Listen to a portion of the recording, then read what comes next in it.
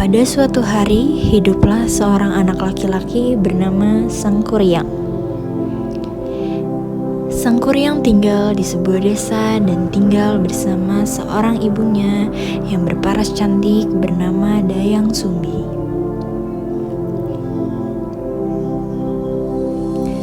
Mereka berdua mempunyai hewan peliharaan berjenis anjing yang mereka beri nama Tumang.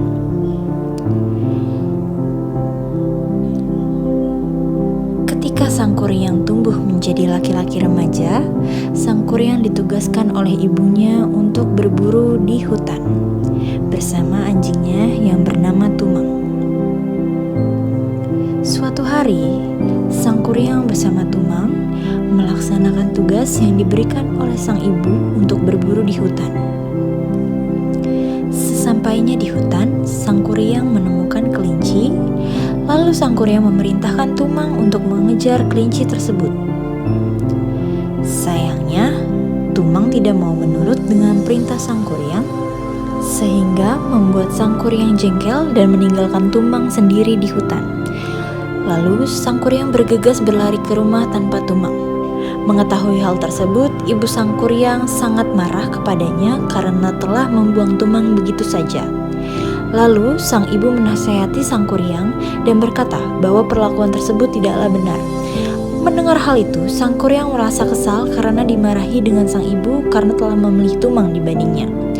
Lalu Sang Kuryang pun pergi meninggalkan rumah, dan dalam perjalanan Sang Kuryang bertemu dengan pria tak dikenal di hutan.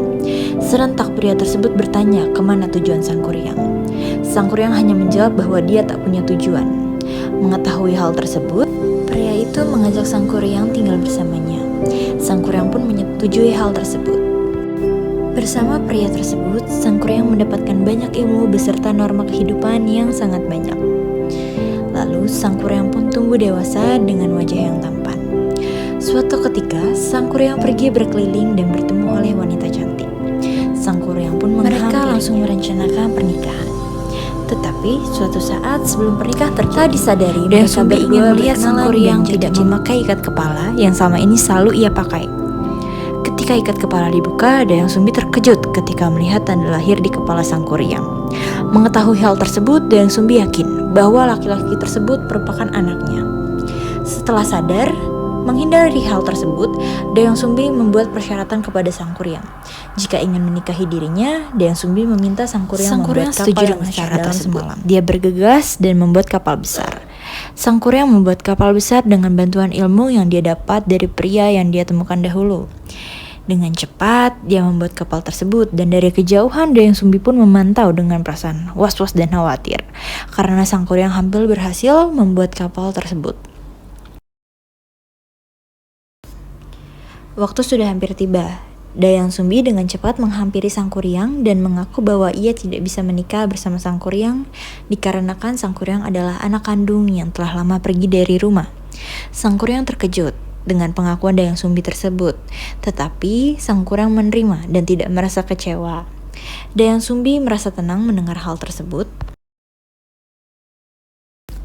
Akhirnya, Sang Kuryang tetap melanjutkan pembuatan kapalnya hingga selesai karena dia berpikir bahwa kapal buatannya tetap bisa bermanfaat bagi sekitar. Melalui konstruksi cerita ini, pemahaman mendalam terhadap ketidaksesuaian dalam cerita Sang Kuryang menjadi dasar bagi proses rekonstruksi. Fokus pertama ditempatkan pada aspek-aspek yang memerlukan perubahan, terutama berkaitan dengan transformasi karakter. Tomang, yaitu seekor anjing yang dijadikan suami oleh Dayang Sumbi, berubah menjadi anjing peliharaan biasa. Lalu sesuai konteks budaya Sunda yang terkesan lemah lembut, ideasi kreatif juga melibatkan penyesuaian adegan konflik antara Dayang Sumbi dan Sang Kuryang agar lebih relevan dengan nilai-nilai budaya setempat. Konstruksi cerita ini telah dievaluasi agar diterapkan dengan jelas dan fokus pada kejelasan naratif, daya tarik, dan dampak positif terhadap audiens modern dan bertujuan membawa perubahan yang masuk akal dan sesuai juga dengan budaya Sunda, sekaligus memberikan pembelajaran, etika, norma, dan pengetahuan yang relevan dalam bentuk naratif yang modern sehingga lebih dihayati oleh masyarakat saat ini. Terima kasih.